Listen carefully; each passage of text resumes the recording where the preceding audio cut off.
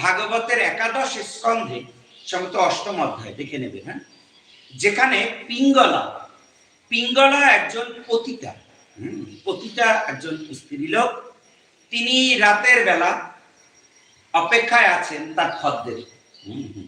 তার খদ্দেরের জন্য বসে আছেন এবং দেখছেন যে খদ্দের আসছে কিন্তু ঘরে ঢুকছেন না, ওই বাইরে থেকে চলে যাচ্ছে, ভাবছেন ওই আসছে আমাকে অনেক সুখ দেবে, দৈহিক সুখ, টাকা পয়সাও দেবে, ওই আসছেন। এরকম করে করে একজন দুজন করে চলে যাচ্ছে, মধ্যরাত্র পর্যন্ত হয়ে গেছে, কেউ আর ওই দিন ঘরে আসেনি। পিঙ্গলা হতাশ হয়ে গেছেন এবং মধ্যরাত্রে কেন জানি তার কৃষ্ণ স্মৃতি উদ্গম হয়েছে তার হৃদয়, কৃষ্ণ স্মৃতি।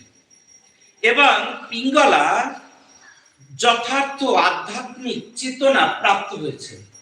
পিঙ্গলা প্রার্থনা বলছেন তার উপলব্ধি সেই মধ্যরাত্রে, শান্তাম সমীপে রমণামৃতি প্রদাম বিত্ত প্রদাম নিত্যমিমাম বিহায় অকামদম দুঃখ ভয়াদি শোক মোহ প্রদাম তুচ্ছন অহম ভজে অজ্ঞা